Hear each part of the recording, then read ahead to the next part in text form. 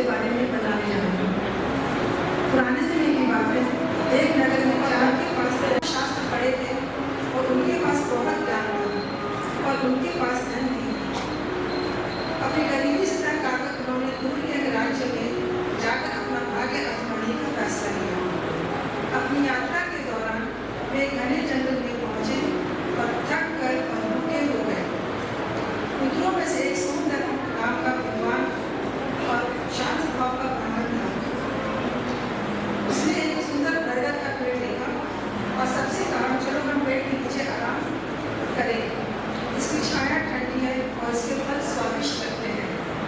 हमें जल्दी नहीं करनी चाहिए, क्योंकि सच्ची यात्रा के केवल गंतव्य के बारे में नहीं बल्कि मार्ग के बारे में भी है।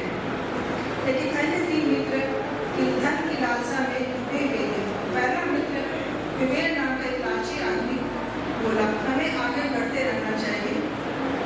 हमारे पास एक पेड़ पर समय बर्बाद करने का समय नहीं है। हमारा लक्ष्य धन ढूंढना है, न कि साधारण भोजन का स्वाद लेना। दूसरे मित्र धनपाल नाम का व्यक्ति भी इतनी लालच में भरा था।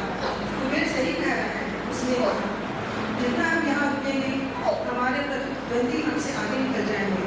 हमें धन के शहर तक पहुँचना है और जितना हो सके उतना धन इकट्ठा करना है। तीसरा मित्र विष्णुदेव नाम का एक व्यक्ति उनमें सबसे महत्वाकांक्षी था।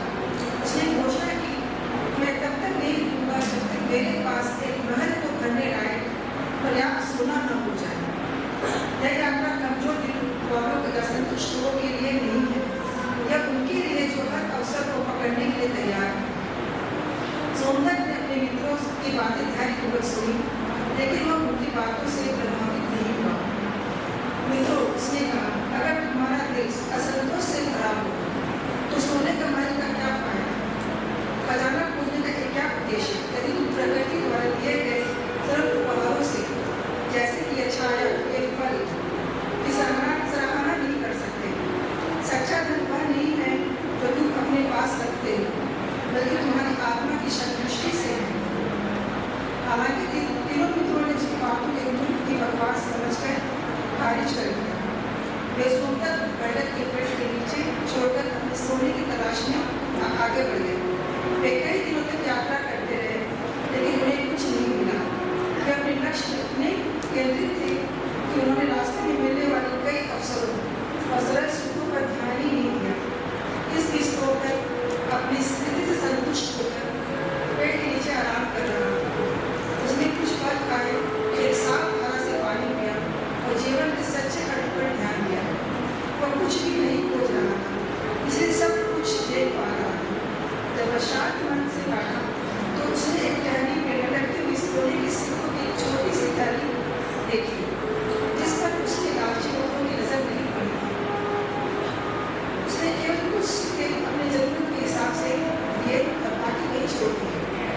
यह समझते एकत्रित कर केवल एक बोझ लगता है। तीनों मित्र थके और वे खाली हाथ अंदर शहर लौट आए। वे पहले से ज्यादा दुखी थी क्योंकि उनकी इच्छाएं बढ़ गई, उनके हाथ अभी भी खाली थे। उन्होंने सोमदत्त को देखा जो कुछ सिक्कों और एक शांत दिल के साथ लौट आया था। वह खुश था और संतुष्ट था, एक सरल और आनंदमय जीवन जी रहा था। यह कहानी हमें सिखाती है खुशी का सच्चा रास्ता अंतिम संग्रह के माध्यम से नहीं, बल्कि अग्रहण, गैर अधिकार और संतोष के अभ्यास के माध्यम से है।